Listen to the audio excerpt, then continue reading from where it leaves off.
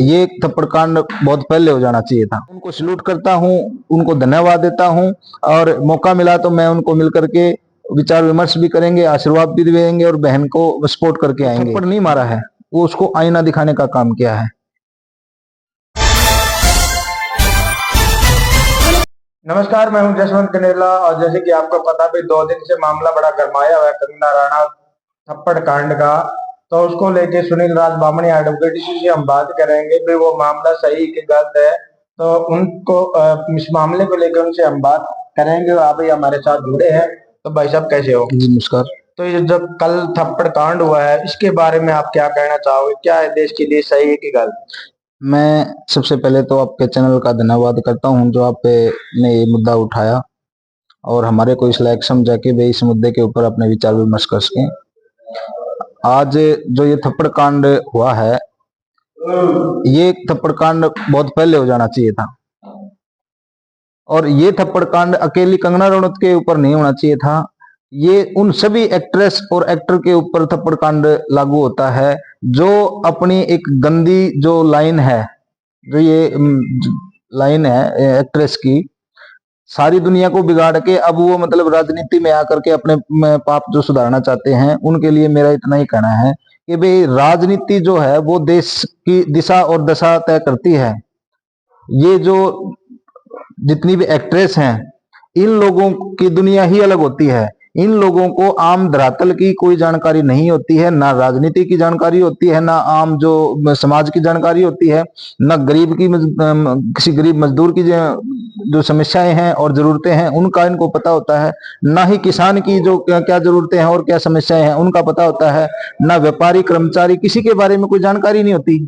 ये सिर्फ और सिर्फ अपना जिस्म की नुमाइश करके बेच कर अपना पैसे को बेच के अपना घर भरती हैं, और बाद में आकर के ये जब फेमस हो जाती हैं, सेलिब्रिटी बन जाती हैं, तो राजनीति के दलदल के अंदर उतर जाती हैं। और ये हमारे देश की जो भविष्य है उसके लिए आने वाले समय के लिए बहुत बड़ा खतरा है, जो अगर इस चीज के ऊपर गौर नहीं किया गया तो आने वाले समय में इसके जो परिणाम होंगे बहुत दुखदायी होंगे।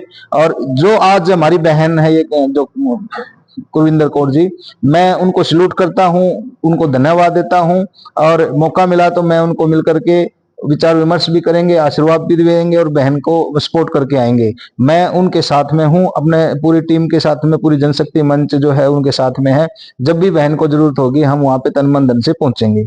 दूसरी जो एक मेन बात यह है कि भाई वो बहन जिसने मतलब इसको थप्पड़ मारा है, वो थप्पड़ नहीं मारा है, वो उसको आईना दिखाने का काम किया है।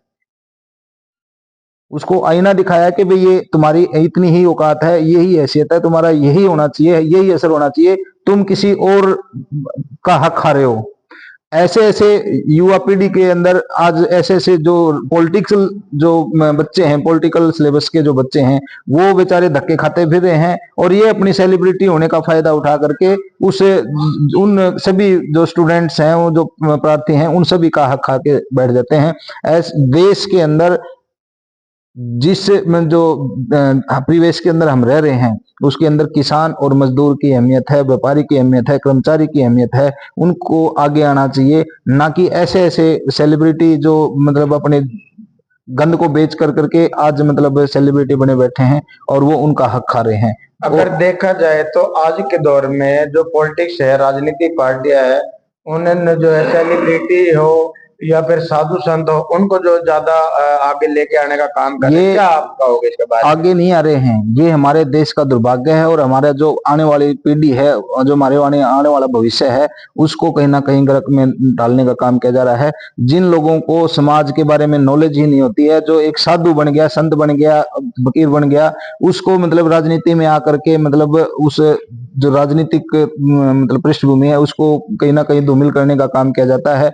ना ही तो राजनेता क्या नाम, ये जो साधु संत हैं, इनको आगे राजनीति के अंदर हिस्सेदारी लेनी चाहिए, और ना ही ऐसे लोगों को हिस्सेदारी लेनी चाहिए जो एक्टर एक्ट्रेस हैं। वो अपना प्रोफेशन, उनकी दुनिया ही अलग होती है। साधु संत जो दुनिया को त्याग चुका होता है वो राजनीति के अंदर आकर की क्या समस्याएं समझेगा? एक गृहस्थी आदमी की क्या समस्याएं होती हैं साधु संत को क्या पता है? एक जो एक्टर एक्ट्रेस हैं इनको क्या पता किसान की क्या क्या समस्याएं हैं?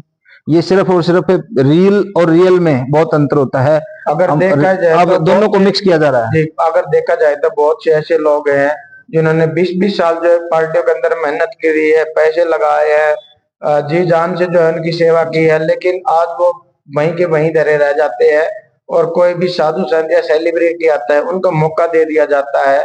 तो उसके बारे में हम जानना चाहेंगे। मैं सबसे पहले तो आपको बताना चाहता हूं कि भाई जो हमने एक गलती कर दी लोकसभा चुनाव के अंदर, ऐसे ऐसे कई लोगों को, सेलिब्रिटीज को, जो एक्टर एक्ट्रेस हैं उनको राजनीति के अंदर हिस्सेदारी करवा करके हमने सबसे पहले तो उस गलती को सुधारना चाहिए।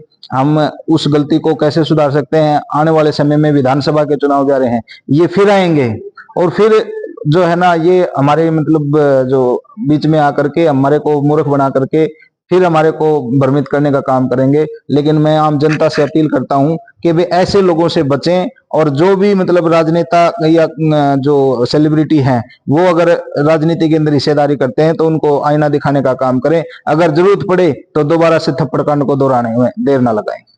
तो अभी हमने बात की एडवोकेट सुनील राजवामिया जी से, उन्होंने बताया भी जो थप्पड़ कांड है ये रियल में एक अच्छा काम किया गया है महिला फौजी द्वारा, क्योंकि उन्होंने गलत टिप्पणी की थी और भी ऐसी बातें उन्होंने बताई थी जो राजनीतिक पार्टियों के अंदर साधु संत या सेलिब्रिटी को लेके आते हैं, वो उन युवाओं का गला घोट रहे हैं, उन युवाओं की जो लगातार पॉलिटिक्स के एजुकेशन लेते हैं, 15-15, 20-20 साल जो मेहनत करते हैं पॉलिटिक्स एजुकेशन के अंदर, उनके जो अरमानों का गला घोटने का काम करती राजनीतिक पार्टी अपने स्वार्थ के लिए। तो और भी जो है इस तरह की न्यूज हम आपको दिखाने का काम करेंगे। तब तक बने रहिए जसवंत कंडेला के साथ। जय हिंद।